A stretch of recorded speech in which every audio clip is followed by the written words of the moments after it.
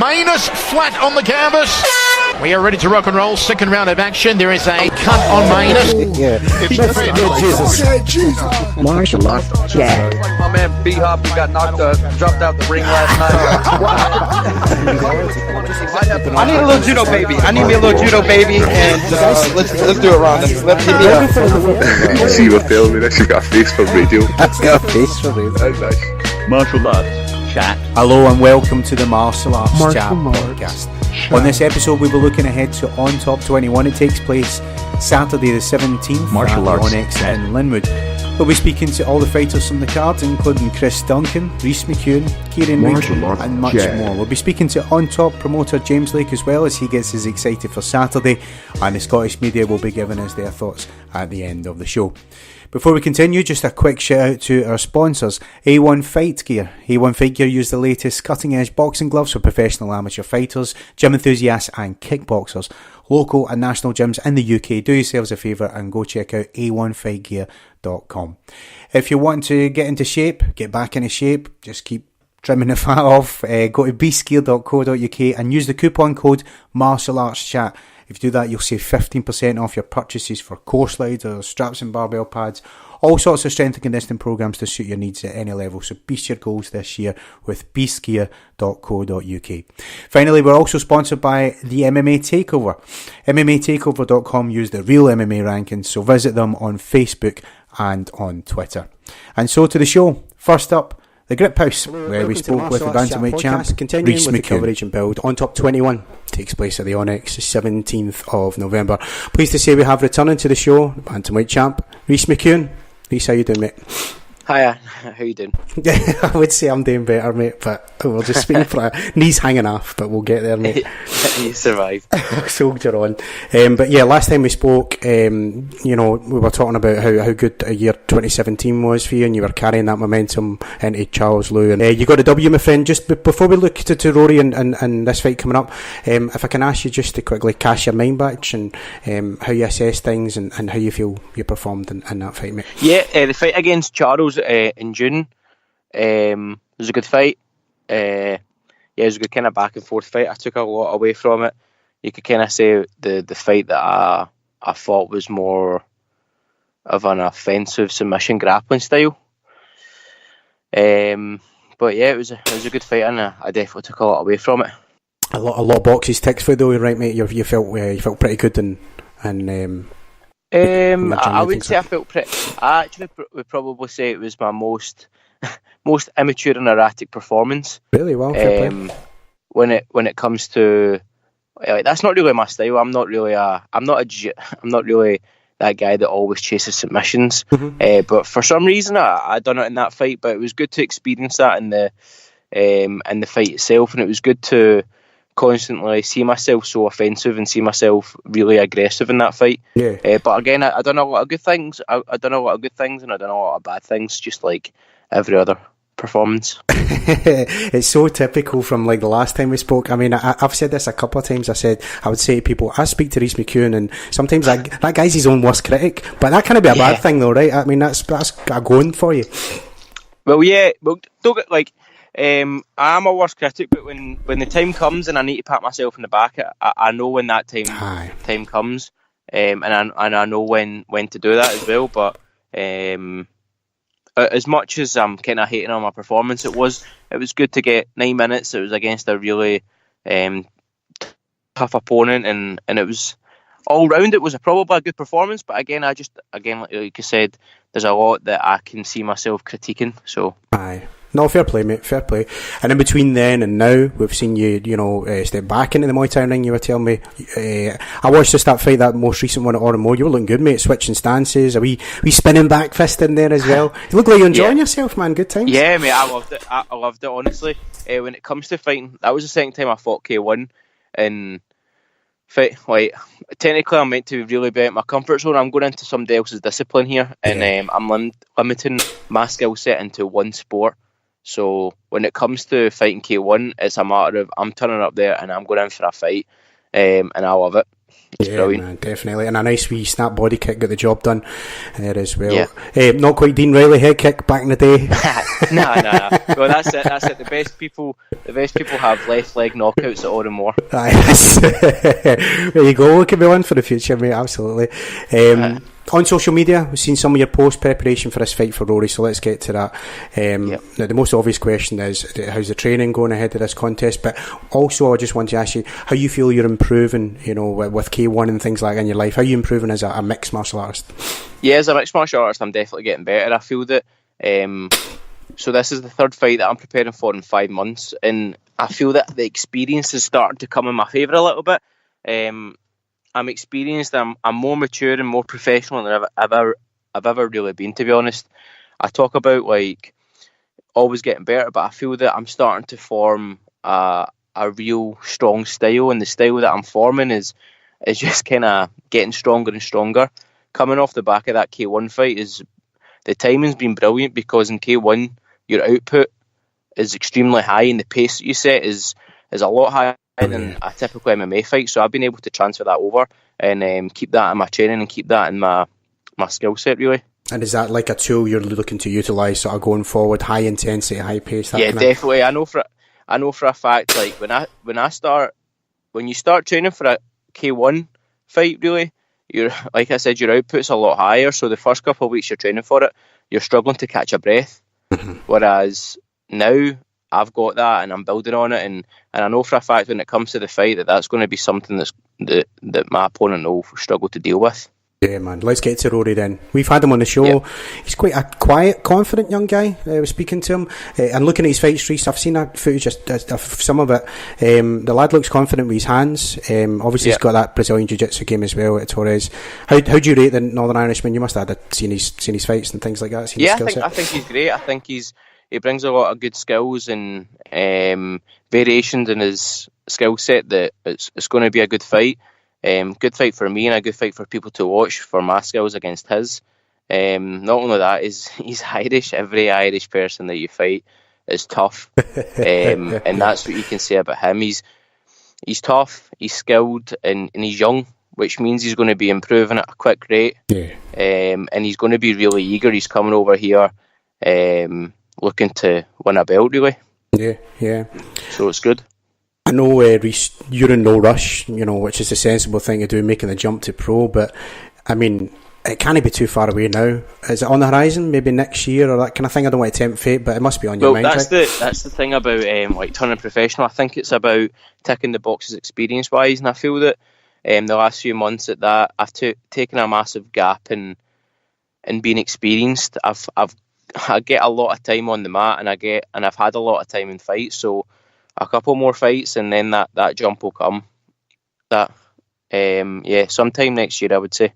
Yeah. But definitely not even an X amount of fights. I think I want to experience a few more things first before I make that jump to professional. You're 100% doing the right thing. I don't think you can put a number on it. Speaking to different amateur guys on the podcast, it's the journey. It sounds cheesy, innit? But it is. It's the journey. Yeah, I'm very well coached as well, because my coaches have seen that.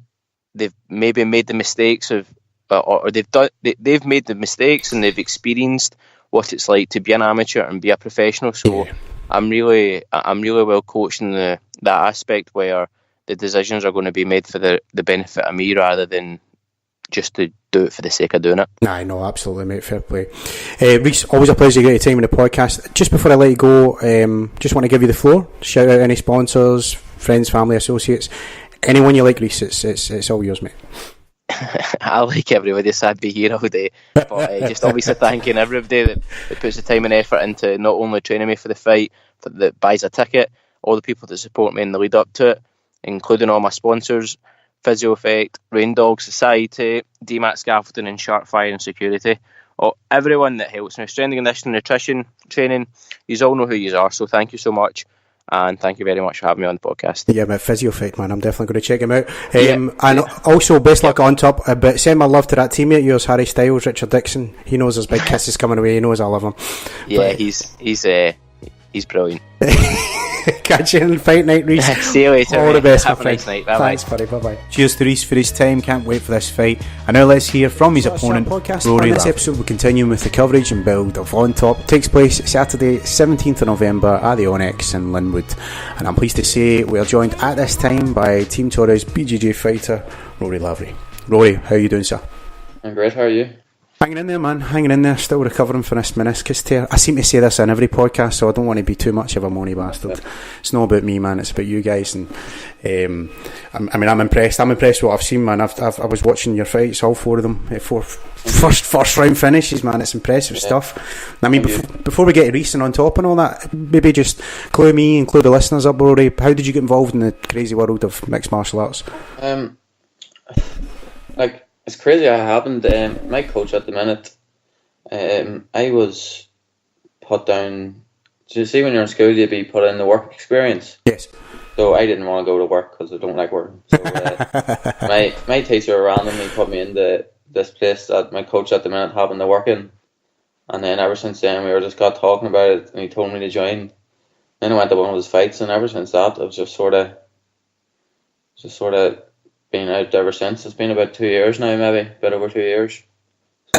So straight out of school, then, basically straight out of school and right into MMA. So I think I was 15, and then I was 15 and 15 in the work experience, and then when I turned 16, I think I joined maybe a month after I turned 16. So, And so, did you have any like traditional martial arts background, or is it just no? Wow. Nothing. I done a bit of boxing for about 2 months, but pretty sure everyone done that there at one stage in their lives. Like. Right, okay, wow, and then just straight into all facets of the game, man.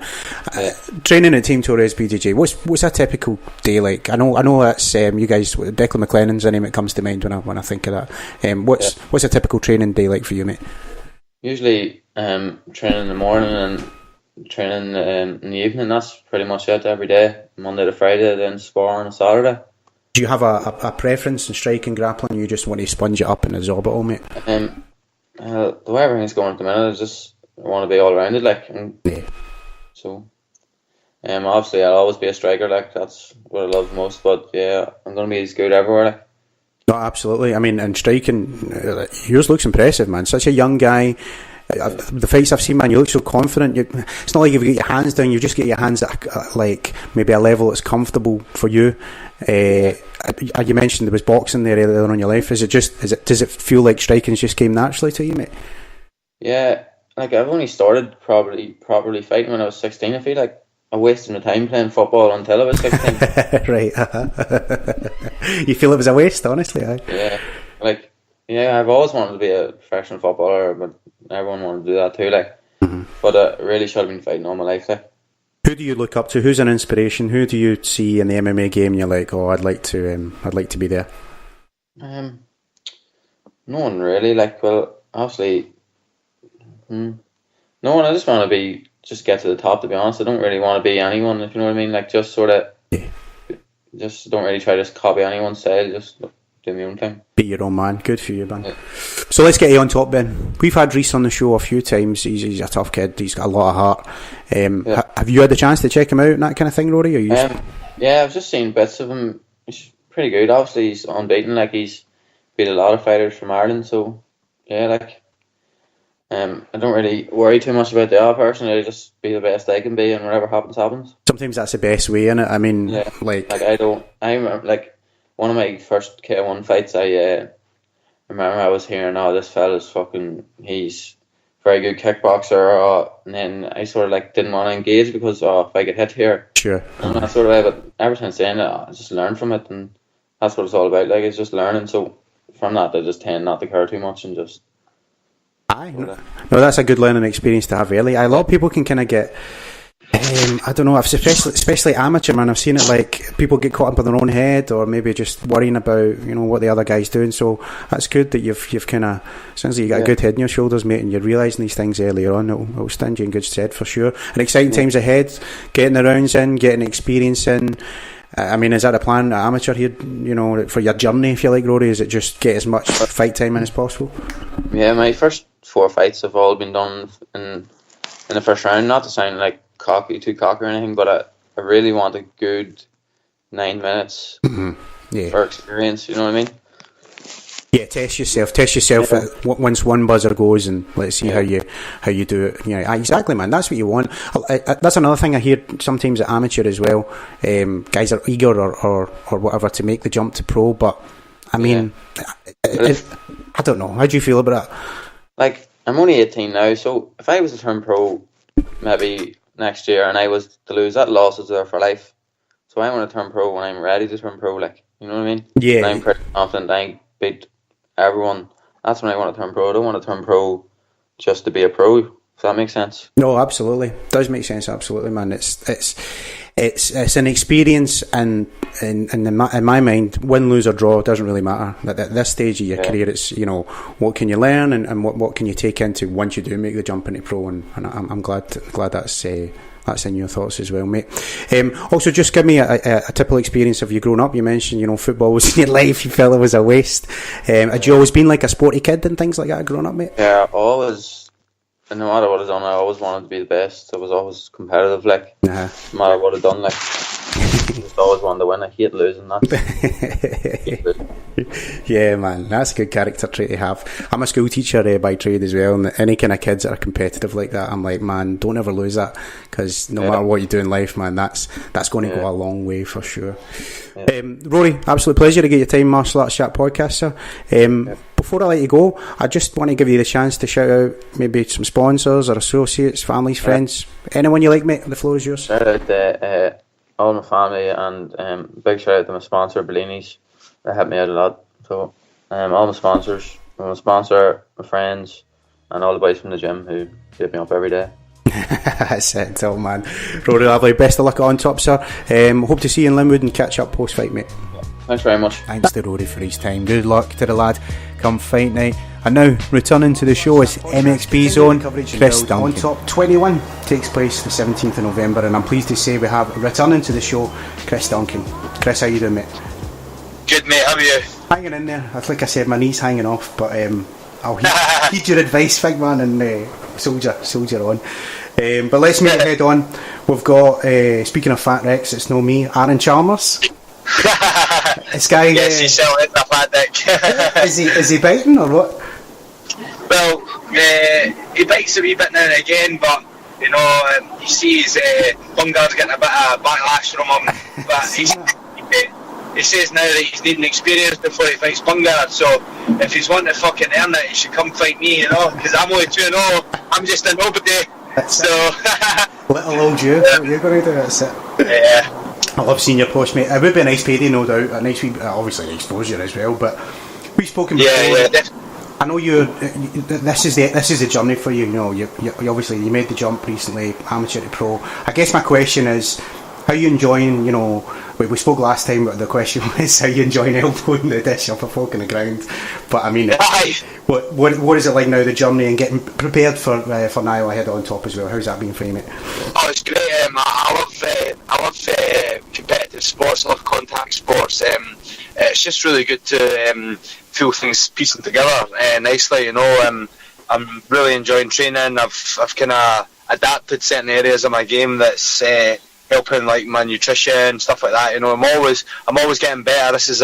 I've always said this when I talk to somebody about my fighting. It's a development course. It's not a sprint. It's a development course. So every time I'm getting slightly better at something. So it's always a growing aspect of my game. It's just learning and taking everything in like a sponge, you know. That's it, man. Totally evolving is the name of the game, really, at this stage. And yes, sounds like. Yeah, well, you see how much the UFC is. If you watch the first ever fights in the UFC, and now you watch them now, some of the amateurs are just as good. Yeah, exactly, man. What in a short space of time, this sport, man. You want to talk about evolution? It's just, it's totally definitely. They're saying that like people, like humans and that won't evolve for thousands and thousands of years, but I think it's kind of happening kind of upon our eyes, like especially with the kind of genetic freaks like some of the UFC stars and some of the people that play NFL and stuff like that. It's happening in front of our eyes, you know. People are always getting better and people are getting smarter. You know? And some extreme athletes. You're right, mate, 100%. Well, let's get to Daniel and in this fight then. I mean, some people speculated it could have been a title fight. We haven't really heard anything from Ontop. Is that something? No. Would that even interest you, Chris? I don't imagine it makes a difference to you. A big shiny belt doesn't matter, you know. It's always great for your Instagram and that, but I'm not in it for for the belts and stuff. Obviously, I've got a bigger picture in my back of my mind.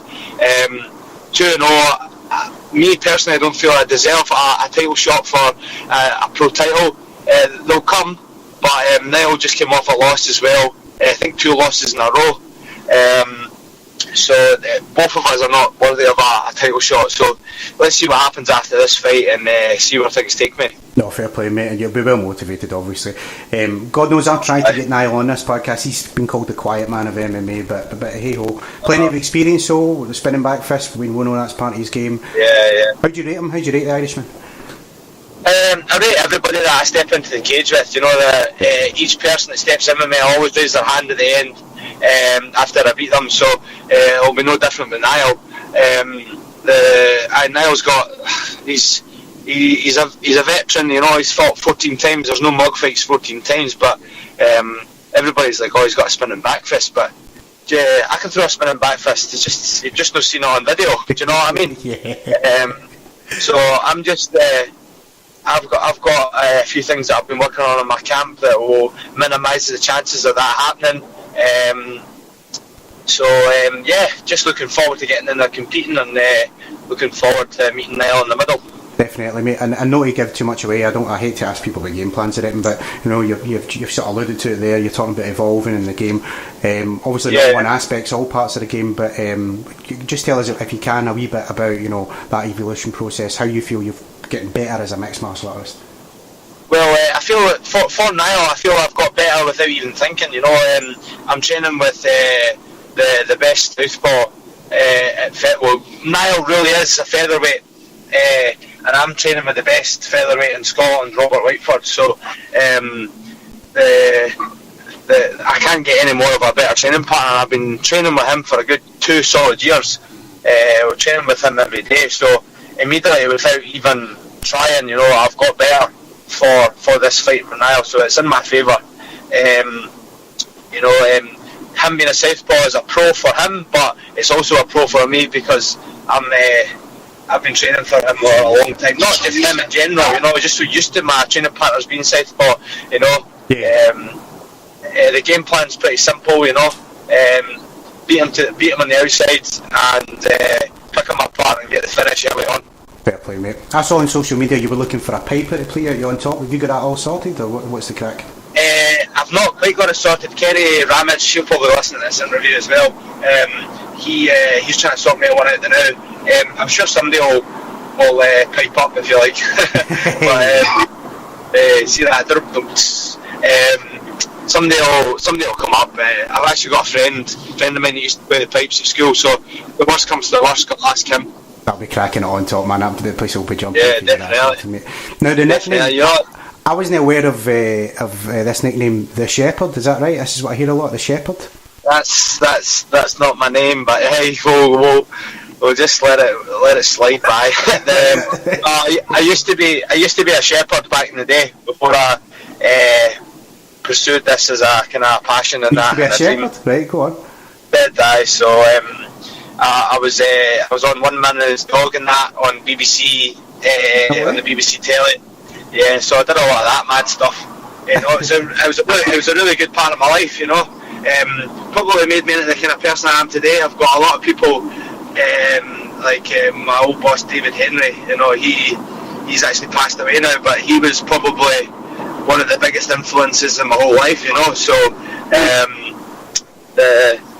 that in itself probably has given me the work ethic that I have now that I can put forward into my MMA. Mm-hmm. Fair play, mate, fair play. Not look too far ahead though. I hate asking these kind of questions, Chris, but I need to ask it, I guess.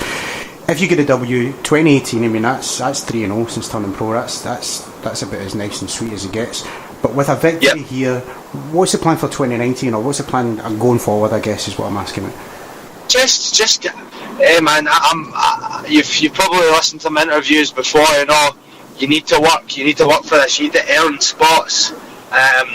So whatever's put in front of me, I'll do. You know, I'm more than happy with the capability of myself to step in front of anybody in that cage at the moment that's at my weight. So put somebody in front of me, and I'll deal with that accordingly. But I would love to get on Cage Warriors or something like I don't know, ACB, or I don't know what's the crack with Bama these days, but just something, you know, just something to give me a bit of recognition, because I was watching Cage Warriors at the weekend, you know.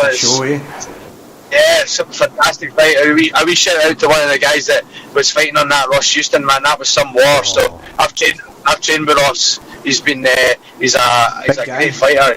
He's bloody huge. I didn't realise how big he was until I spar him. That's it, he's fucking massive. Really genuine guy, you know, nice fella. And it's great to have that Cage Warriors belt back in Scotland. I'm very happy for him. Absolutely. We champion in this podcast a lot for Cage Warriors to come back in Scotland. It's been so long, man, and I kind of think having those Scottish buys, and obviously if we get yourself amongst that, that'd be. Yeah, man, I'm just needing to get a wee bit of exposure. I'm chipping away now, and hopefully somebody sees me and I get a wee spike of social media that helps me on my way. You know, I'm looking forward to showcase my skills and everybody to know how good I am. Absolutely, mate. It's no more than you deserve. Cracking stuff, Chris. I'll let you go just now. In fact, before I let you go, just a chance to shout out any sponsors or associates or affiliates, friends, family, anything like that. Anything you like, mate. The floor is yours. Perfect. Perfect. So I've got a few I'd like to give a mention. Sorry if it kind of winds on a wee bit, but can I start from the most recent ones? I've got a guy from Hello Sock. It's kind of sports equipment, things like wraps for your gloves, socks and stuff like that. He's been great. He's helped me with a promo video and stuff like that, so it's really good for exposure, and I appreciate that. Flora Fusion, it's a CBD company. You see everybody with CBD nowadays, but I've tried 3 or 4 different ones, and this one's certainly the one I've got the best results from. And I'm not just saying that because that's my sponsor. I don't bullshit. I will give credit to where it's due, and that company is definitely due its credit. My pal and training partner Graham Beveridge, he always helps me out here and there. You know, being a fighter isn't the easiest thing, kind of affording things, so he helps me out with kit and stuff like that, and just there when I need him, you know, going for runs and stuff like that, he does all the shite work with me, you know. And I really appreciate that. Also, I've got Matthew Morrissey, paint and dent remover. He pulls out dents from your car without having to get it all refurbed and stuff like that. It's actually a fantastic company. It's kind of saves the people a lot of money, you know, just pulling out the dents. I'm trying to think who have I got? Oh, the Vitamin Shop in Stirling. The Vitamin Shop in Stirling, it's just on Barton Street there. It helps me with all my supplementations, because in fighting, you know, you can't get all your needs from food, you know. You have to get a little bit of things like amino acids, protein, dextrose, all that sort of carry on. And he's been great. He's been coming into the gym and helping out actually my training partners and offering some supplements in there. So it's also a great company, and it's a great asset to my MMA. And I've also got Fallen Inch Farm. Fallen Inch Farm's probably one of the best butchers I've ever seen. You know how like you go into the shop and you buy chicken from Morrison's and you fire it in the oven and it shrinks down to fucking a little it shrinks down into a little testicle, and you're like, oh my god. But these chicken breasts stay full and succulent, you know. All the meat from there is the highest quality, and it's very affordable actually. They do big meat packs and you just freeze it all. It's fantastic. So yeah. But I think that's everybody, and I'm sorry if I've missed anybody, but I've got a lot of guys that help me out, and MXP itself, Grant Muir and Brian Stevenson, they help me out. They're the gym owners, and I can't thank them enough, you know. And Kenny Ramage, my NLP coach, who else? Just everybody that's been involved in my fight camp. You know, you're just as important as everybody, but just if I've forgotten you, you know I haven't forgotten about you, really. Well said, mate. Chris Duncan, all the best at Ontop, sir, and we'll catch up post-fight, mate. Thanks, Jim, mate. See you soon. Bye-bye. Cheers to Chris. Looking forward to that fight with Niall Smith. And so let's get back to the Git Pouse. where we speak with Kieran Reid. Podcast. On this episode, we continue with the coverage and build Ontop 21. It takes place on the 17th of November, and I'm pleased to say I have returning to the show Grip House's own Kieran Reid. Kieran, how you doing, sir? Hi, how you doing? Knees hanging off. We were saying prior to the show. Just kill me, man. But last time, like I said, we spoke, I think it was about this time last year, maybe, for Keir Harvie. It was December last year, so solid performance, mate. He's a tough wee dude. I like Keir's style, and you got the job done. And what was your thoughts on that?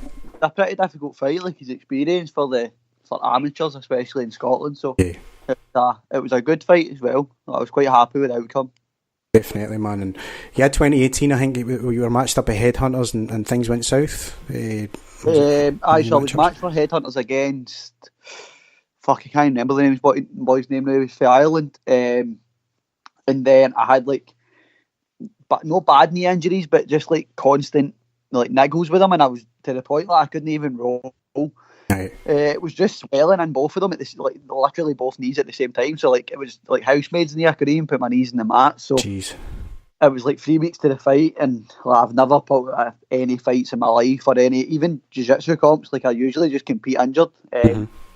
But I could box, and that was about it, because I couldn't check kicks and I couldn't grapple, and I was I'm not fighting. I didn't know how I was going to get the weight off, because I couldn't get a sweat. Everything was just hurting them, so I just called it off. And then I think the week after that fight was scheduled, I was booked to go back out to the States, and I didn't want to fucking fuck that as well by trying to fight and then getting injured, so yeah, of course.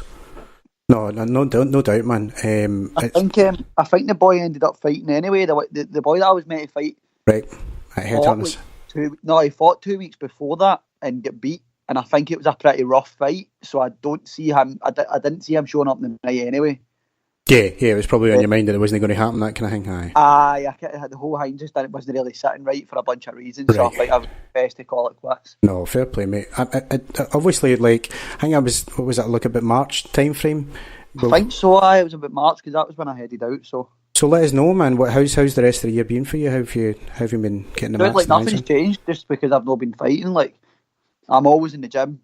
It's super cliche that, but even if I'm not in camp and I'm not training super hard, I'm there rolling. It's just that's just where I go. It's just my life. I don't, you know what I mean? I don't really have any. That's my social life as well. So, as far as it's not like I've not been in the gym. I could probably count in one hand the amount of Fridays I've not sparred for the last 3 years. I'm always there. I'm always sparring.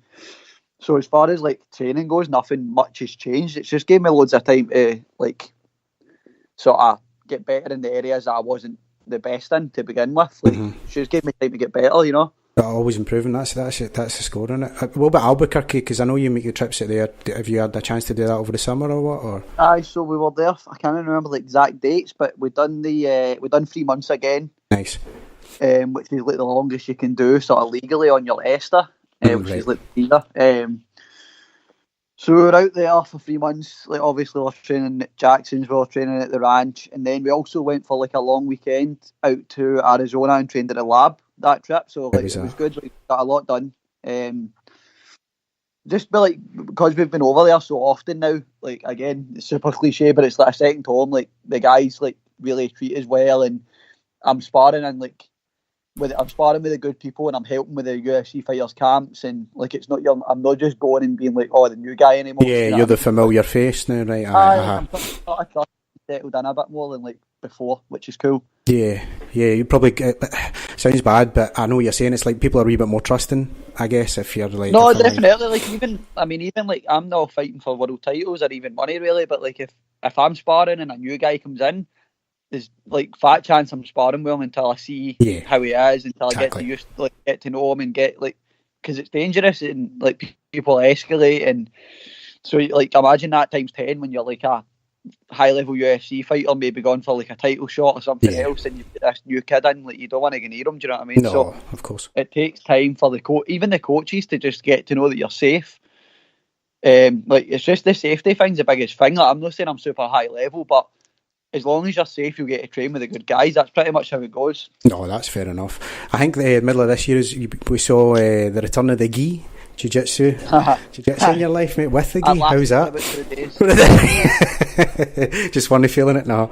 No, I put it back on, and I don't know if you know Felix from the grip, but he like doesn't compete, but he is the strongest man I've ever met, and he wrapped my lapel over my neck for like 8 minutes, and I genuinely, like, I was rearing up in it, and I've not put it back on since. It just fried my brain, so I'll probably put it back on when I'm finished fighting just to get a black belt.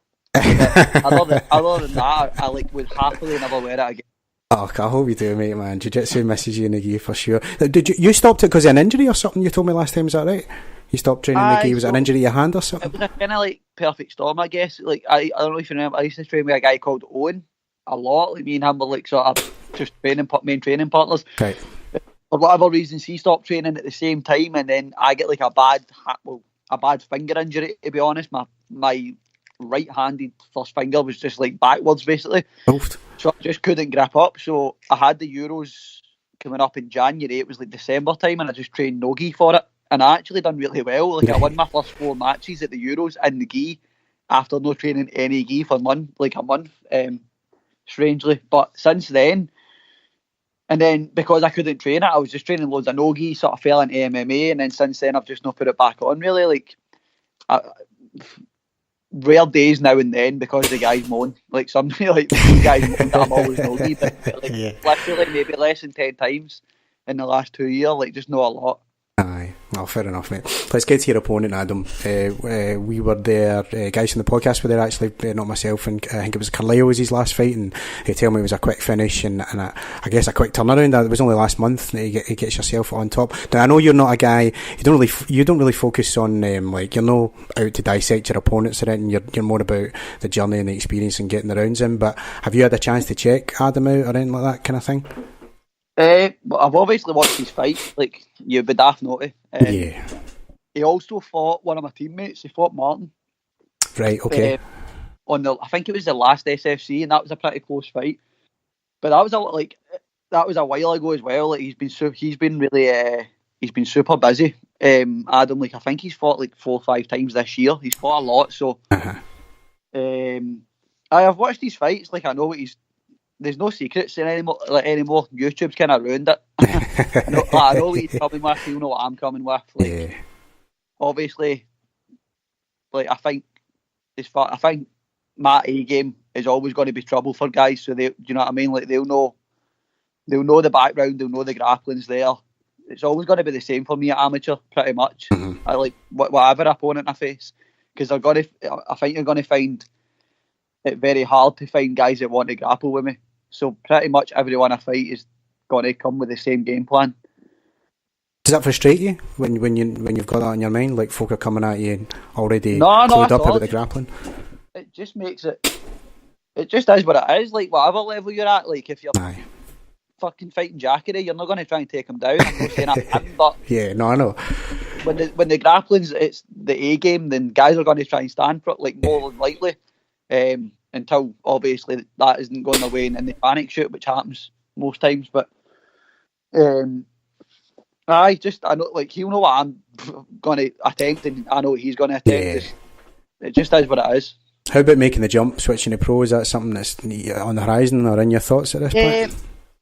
So like the problem I had at first was I think like the purple belt guys didn't want, like the first few fights guys would get back and they'd be like, I'm not fighting him because he's a purple belt.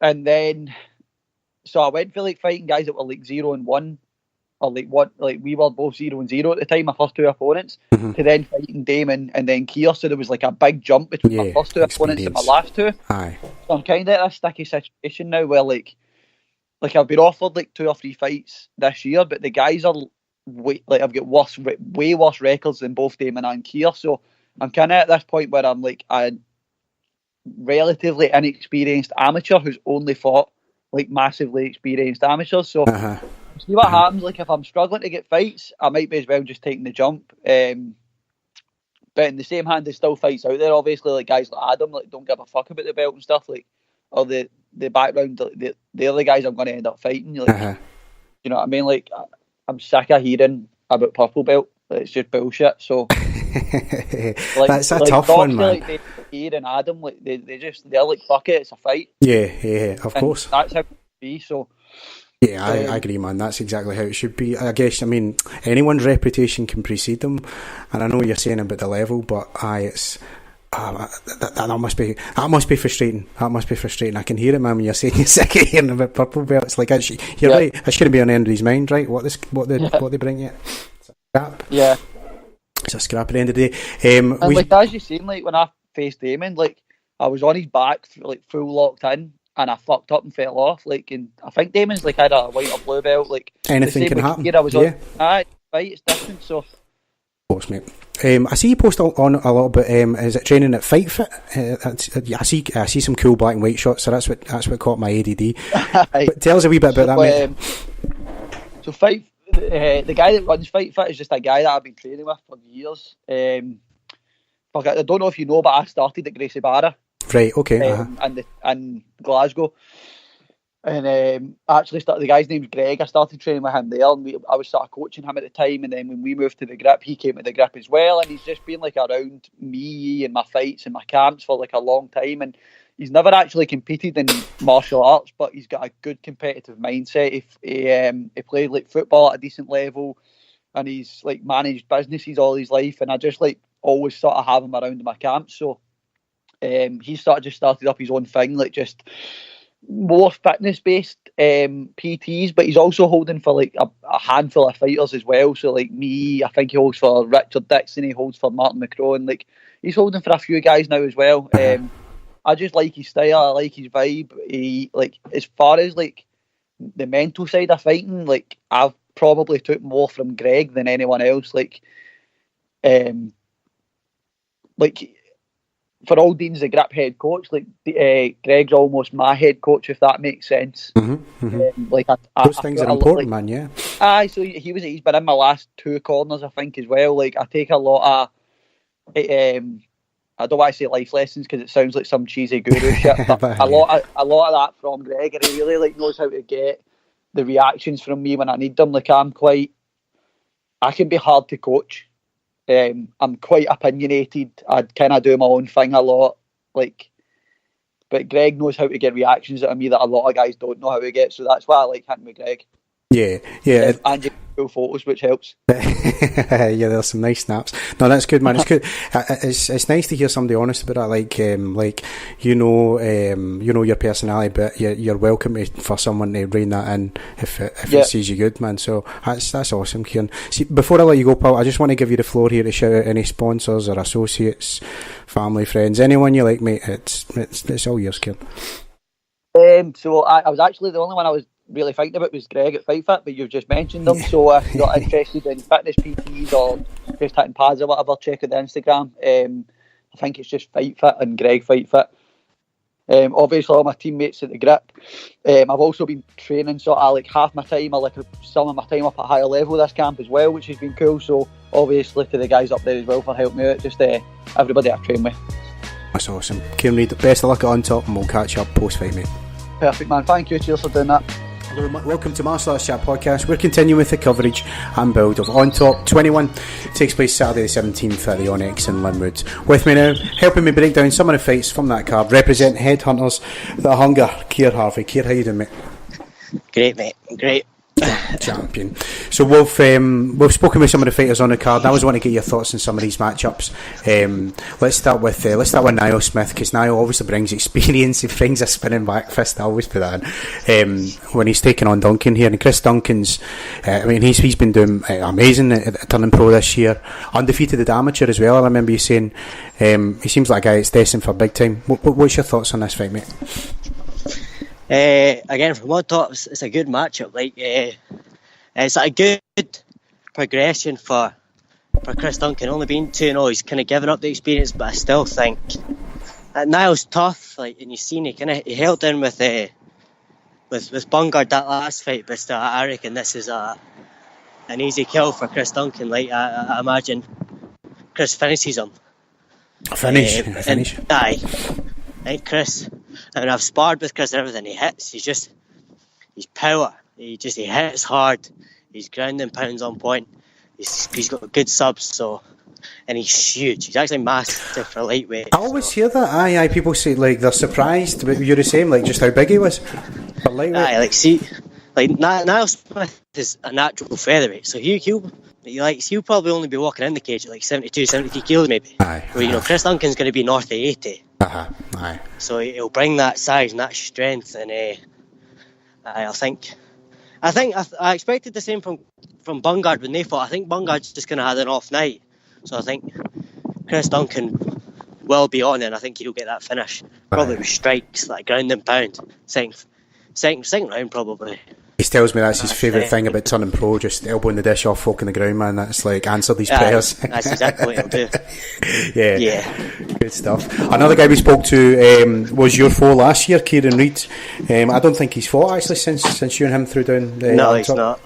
He had a problem with one of his bouts last year, but he gets Adam back. Like, I don't know too much about Adam, if I'm honest, but one of the things I was wanting to talk to you about was, Kieran had said to us, he kind of talked about he's in a place now where it's difficult to get matched at amateur, especially if a guy sees you're a purple belt in jiu-jitsu, and he may have to just make the jump to pro based on nothing but that. As a guy yourself, you're in that transition now from amateur to pro. Do you kind of see where he's coming from with that?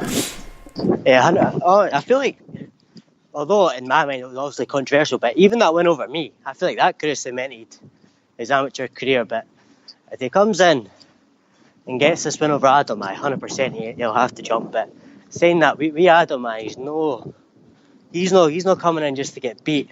I'm actually going to spar with him tomorrow. Nice. He reached out to me to get some sparring in, and he's fought a couple of my teammates. Tell us. He's young. He's only like 17 or 18. Right. He's not. He's ahead of his age. You know what I mean? Like, he'll come in and he'll give Kieran everything he's got. Like, and he's good. He's got good striking and he's good on top. And I don't think that. Obviously, he's got good jiu-jitsu, but I don't think his MMA jiu-jitsu is that great. Like, I never felt too scared of it. Like, he was good on top, to be fair to him, but like submission threats or anything, I wasn't scared of any of that. So I think Adam won't be either. I don't think he'll be too phased. But I think if Kieran can get on top, maybe that'll be a problem. But this will be a great fight. Like, I'm really looking forward to it. Aye, same. And I loved your scrap with him last year. And like you said, man, you weren't phased at all by the grappling. I hate that, reputation precedes some people, or he's a jiu-jitsu guy, but he can't be in this game, man. You know that, right? It's all fast. Just going in and fight. Exactly, mate. Staying with the amateurs, Reece McEwan, Ruairi Lavery, set to be quite the contest. I don't know if you've had a chance to check this Irish boy out, but he looks pretty impressive. There's a lot of his stuff online. You can if anyone's interested. But I'm interested to see how he fares against Reece, because Reece has been mixing up this year with K1 and MMA. We've got a wee bantamweight belt on the line here. What's your thoughts on this one, mate? I don't know a whole lot about what's his name, Rory, but I know the team he's from, because it's the same team as Decky McAleenan. Right, aye, that's right. He's on point. They all have slick jiu-jitsu and slick striking, so I imagine he'll be the same. And was he 4-0? So 4-0 amateur, aye. But I'm sure he's quite a young kid too. But at the same time, I think that this will be like, you know what Reece is going to do? He's just going to come in, dance a wee bit, double leg him, and then that'll be it. He'll probably. I imagine he'll probably get a submission. I don't think this is the best guy he's fought, so if he doesn't get a submission, he'll just take the guy down and get a decision. But I think this is a straightforward win for Reece. Probably even his last amateur fight as well. Yeah, he's a good performance here. I've asked him a couple of times when I had him on, when he thoughts on when you're making the jump, and I can't be far away now. You're right, mate. I mean, it's got to be.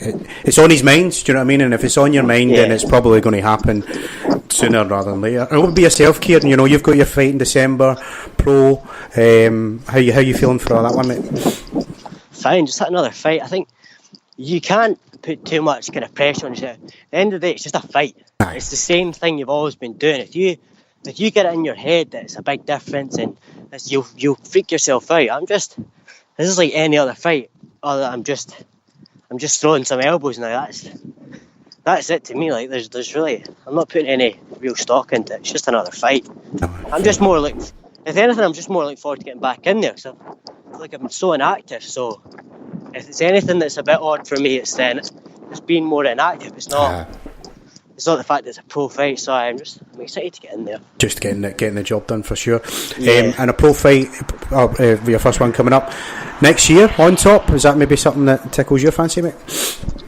Anywhere, like my plan next year is just to be as active as possible.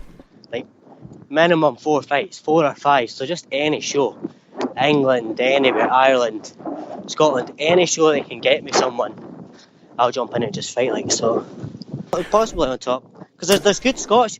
Even we're talking about like Kieran Reid and everyone turning pro. These are going to be good fights. Aye. Pro. So if guys are jumping over, then there'll be fights up here to get. So I'll just take whatever. Absolutely, mate.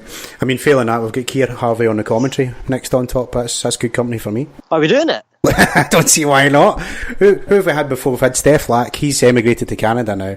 I love me some Mop, but I think he's on. He can be the ref. Me and you can be the commentary. Let's do it. You up for it? Say to James Lake about it. Oh, he's getting told tonight. He's getting told tonight for sure. I don't know if he'll bite, but I'll just keep pressuring him in here.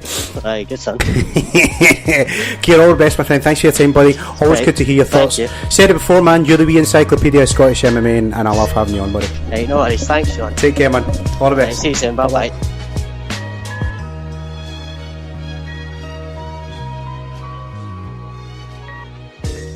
Change your heart.